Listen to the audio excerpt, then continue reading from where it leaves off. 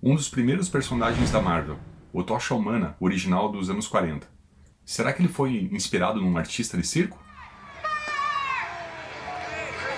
Ladies and gentlemen, he is running at over 1,500 degrees Fahrenheit. The longer he stands there, the hotter he gets. There he goes!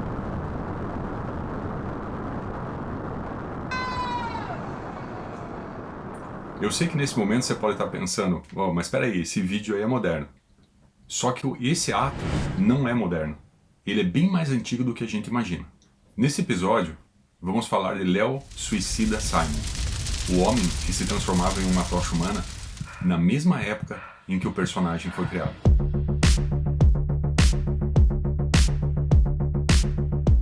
Bom, para a gente poder entender, a gente vai ter que voltar nos anos 30, somente alguns anos antes da criação desse tocha humana original. Você já deve ter visto algumas cenas antigas como essa, de um avião acertando em cheio uma casa. Mas o curioso é, o que esse pessoal está fazendo do lado disso? Eles estão esperando para ver o piloto sair ileso de dentro do desastre aéreo. Eles pagaram para ver isso aí.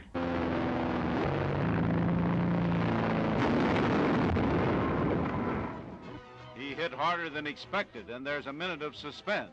But out of the wreckage, Frakes emerges. He really had a narrow escape that time, but he's still smiling.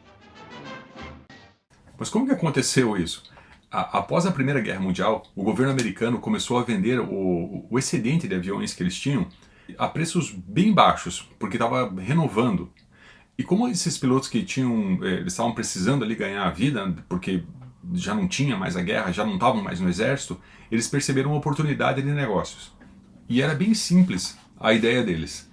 Eles sabiam que a maioria das pessoas dessa época ainda não tinham visto um avião, principalmente nessas cidades que estavam mais afastadas das grandes metrópoles, e que ainda não existiam leis que regulassem a aviação como a gente conhece hoje.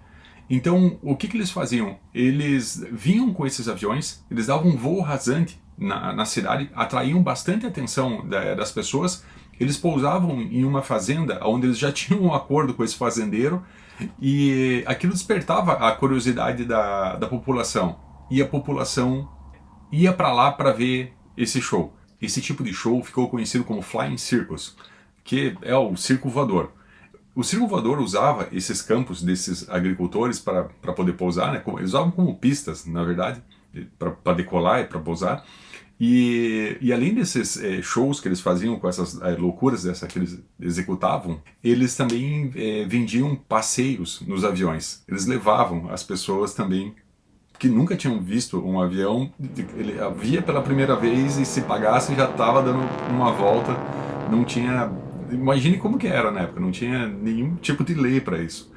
Então esses circos voadores se tornaram um dos entretenimentos mais populares dos anos 20. Como você pode ver, essa mulher, ela tinha o próprio circo voador dela. Ela foi famosa. Ainda nos anos 20, o cinema da época refletiu também a influência desses circos voadores, como dá pra gente ver nesses posters. O fato é que a apresentação que eles faziam era super rentável.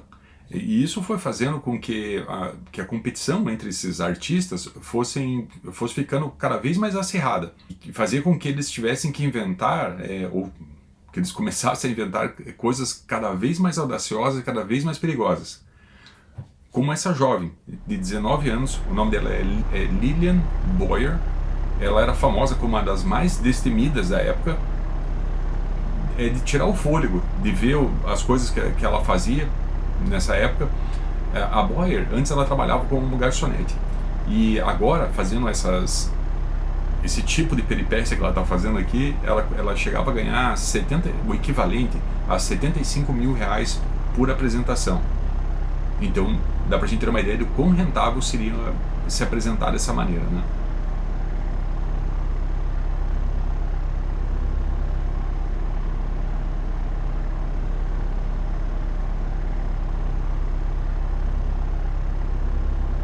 E aqui vale uma citação. Vocês devem ter notado que ela é descrita por essa expressão americana chamada daredevil. Essa palavra significa uma pessoa imprudente que gosta de fazer coisas perigosíssimas e que muitas vezes se apresentando fazendo essas coisas perigosíssimas. Daredevil. Ela é bem conhecida dos leitores de quadrinhos porque já na Era de Ouro já apareceu o primeiro Daredevil. E é claro que o mais conhecido de todos é o da Era de Prata, né? Que é o Daredevil, o Homem Sem Medo, que para nós brasileiros é o Demolidor. Essa palavra Daredevil, ela sempre deu dificuldade, adaptar essa palavra para as línguas latinas sempre foi um problema.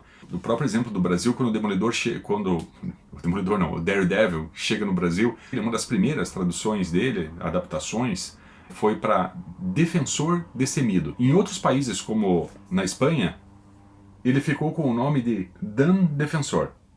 Mas não era também só a Golden Age dos quadrinhos, a Era de Ouro dos quadrinhos, era também a da aviação. A aviação estava florescendo, enquanto essa indústria da aviação estava tentando passar uma imagem de que voar de avião era seguro e que você podia, que era muito confiável, que você podia voar de avião.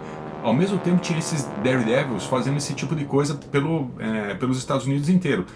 Então esses Daredevils se tornaram um baita de um problema para a época. E foi na segunda metade dos anos 20 que o governo americano acabou aprovando a lei lá do comércio aéreo que estabelecia regulamentos para as aeronaves e os pilotos, e também regras de tráfego aéreo. Ou seja, os pilotos não poderiam mais pousar nos campos, e não poderiam mais também ficar levando as pessoas para fazer passeiozinho de avião. Mas eles continuaram fazendo isso por um bom tempo. E nessas regras novas da aviação, os pilotos tinham que ser licenciados. A lei também especificou o quão baixo que eles poderiam voar para evitar que tivesse mais segurança e evitar também que eles ficassem dando esses rasantes em cima das cidades. Eles passavam por debaixo de pontes, eles passavam por dentro de celeiros. E foi no final dos anos 20, daí com a quebra da Bolsa Americana, os Estados Unidos entram nessa época da depressão econômica, sérios problemas econômicos, que daí isso faz com que esses Daredevils da época façam coisas mais arriscadas, que é o momento que eles começam a fazer esse tipo de show, que é de bater um avião numa casa, destruir a casa e sair andando de dentro dessa, vamos dizer assim, desse desastre. Alguns deles se apresentavam dizendo assim, no cartaz: eu saí andando de dentro de 99 desastres aéreos. Essa era a maneira que era o cartão de visita do cara. E foi num desses circos voadores que surgiu um artista que ficou famoso porque ele fazia uma queda livre do avião de paraquedas, mas ele ficava bastante tempo sem acionar o paraquedas. E a outra coisa que ele também fazia era pular de grandes alturas em uma piscina. Ele era um mergulhador, então ele conseguia fazer isso. Você jogava de andares de altura nessa piscina. O nome dele era Leopold Carl Simon, mas ele tinha mais de um nome artístico. O nome que ele preferia ser chamado era Léo Suicida Simon. E foi entre o final dos anos 20 e o início dos anos 30 que o Léo apareceu com um ato novo, onde ele subia numa plataforma super alta, de uns 8 ou 9 andares, usando uma roupa protetora. Ele se encharcava de gasolina, ele ateava fogo no próprio corpo e se jogava, fazia uma espécie de na verdade era um mergulho, mas parecia um voo que ele fazia, apagava daí as chamas do corpo ali nessa piscina. E o Léo foi repetindo esse truque durante todos os anos 30, às vezes ele chegava a colocar em volta da piscina, para aumentar o suspense, ele colocava umas pontas de lança que sugeriam que se ele errasse aquilo dali era morte na certa. E ainda durante os anos 30, o Léo conseguiu juntar um dinheiro com essas apresentações que ele fazia e comprou um hotel na Flórida. E lá nesse hotel ele pegou e reuniu vários desses Daredevils. Inclusive entre esses Daredevils que ele reuniu lá nesse hotel estava essa famosa, super conhecida, uma família chamada Valenda, que é uma família que é conhecida por andar na corda bamba sem proteção. Bom, a gente já deu para entender mais ou menos como que era o contexto desses anos 20 e dos anos 30, com esse pessoal fazendo esse tipo de coisa pelos Estados Unidos inteiro. Todas as cidades recebiam, não sei se todas as cidades, mas as cidades recebiam esses shows, esses circos aéreos. E é em 1939 que um editor de pulps chamado Martin Goodman, vai receber uma visita que vai mudar a vida dele. O Martin Goodman, ele publicava o que estava na moda. Esse era o lema dos negócios dele. Então, se Faroeste estava vendendo, ele já lançava vários títulos de pulps de Faroeste. O que estivesse vendendo, ele lançava. Ele já havia lançado até mesmo uma versão do Tarzan. O personagem dele se chamava Kazar. Se o Tarzan original havia sido adotado por macacos, o Kazar do Martin Goodman havia sido adotado por leões. E ele recebe essa visita desse amigo dele, que é um vendedor.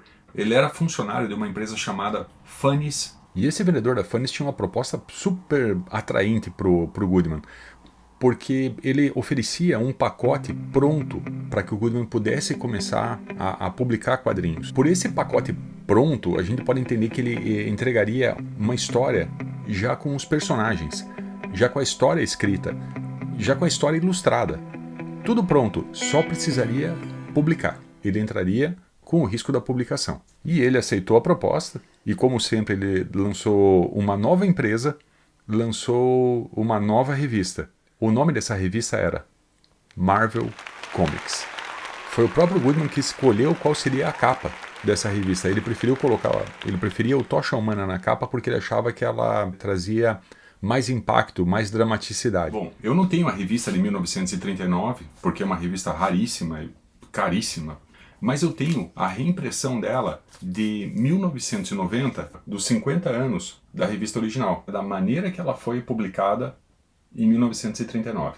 Esse cientista, o professor Horton, ele tinha desenvolvido um homem sintético, e ele chamou algumas pessoas lá para dizer que ele tinha desenvolvido uma monstruosidade, porque esse homem sintético, quando ele tinha contato com o oxigênio, com o ar, ele acabava pegando fogo.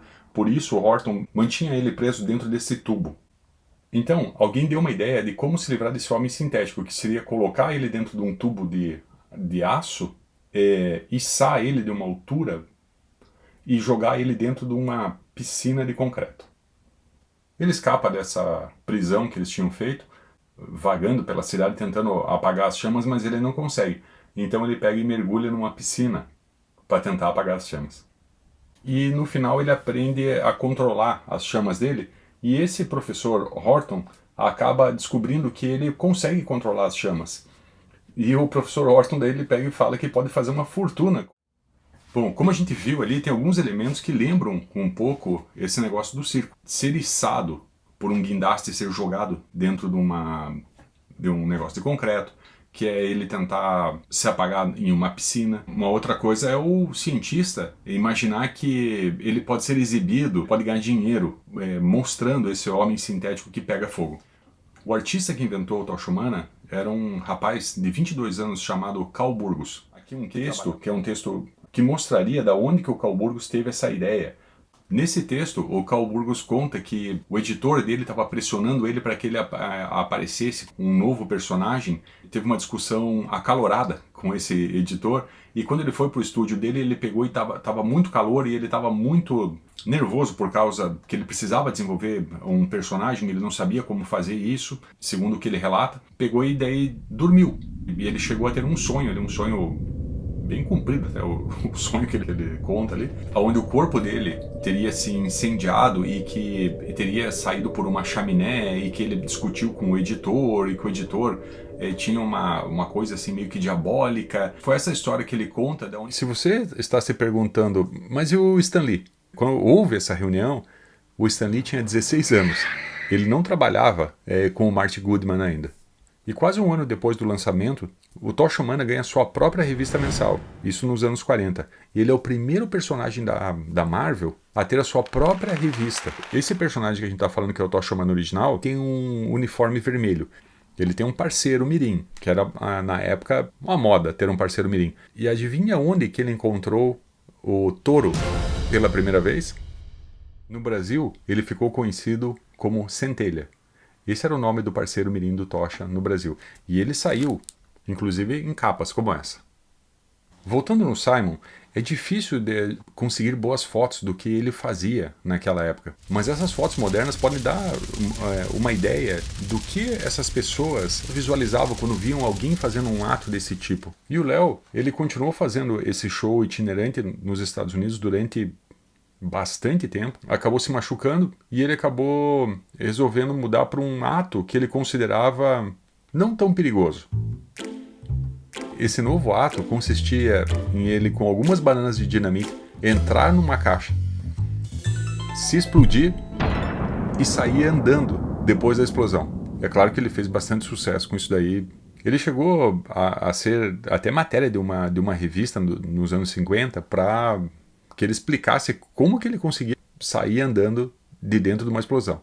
E ele e a esposa dele continuaram vivendo, administrando o hotel deles, que tinha esse circo junto, ou um carnival, como eles chamavam, com outros artistas de circos. E ao contrário do que a gente pode imaginar, ele não faleceu em nenhuma dessas apresentações. Ele faleceu de uma maneira pacífica em 1972. E após a morte da esposa dele, o hotel ficou abandonado. E até hoje, o hotel continua abandonado, com muitas das coisas que ele tinha para poder fazer os atos dele. Apenas por curiosidade, eu fiz uma pergunta para o ChatGPT se o Tocha Humana original da Era de Ouro era baseado num ato de circo. Na primeira resposta, o ChatGPT se confundiu e pegou e me respondeu com relação ao Tocha Humana, Johnny Storm, da Era de Prata, o Tocha Humana do Stan Lee. Na segunda resposta, que sim, que é baseado num ato de circo. É claro que não dá para levar isso como uma verdade absoluta, porque a gente sabe que esse ChatGPT ele tem uma base de dados e ele gera uma resposta baseada nessa base de dados que ele tem, a fonte disso, de onde que foi retirado isso daí. Mas é uma coisa, isso foi só como curiosidade. O Carl Burgos, o Martin Goodman e o dono daquela empresa Funnies, que era a empresa que vendeu o material que é a fundação da Marvel. É uma foto da festa do Ano Novo de 1940. E o Carl Burgos foi muito importante, porque com essa ideia dele, ele ajudou a criar as bases para o desenvolvimento posterior dos outros personagens da Marvel. E ele, com 22 anos, por alguma razão, visualizou um homem sintético com problemas de identidade que vivia enclausurado dentro de um tubo porque o corpo dele pegava fogo. Uma última coisa, tem uma cena no primeiro filme do Capitão América no MCU, e essa cena se passa nos anos 40. O Steve Rogers era franzino, ele tinha acabado de tomar uma surra num beco e o Bucky resgata ele. E os dois vão para uma feira. Essa feira é uma feira dos anos 40 do Stark. Quando eles pisam na feira, o narrador começa a falar. Um novo mundo está chegando. Um mundo de maravilhas. Um mundo melhor. Welcome to the Motor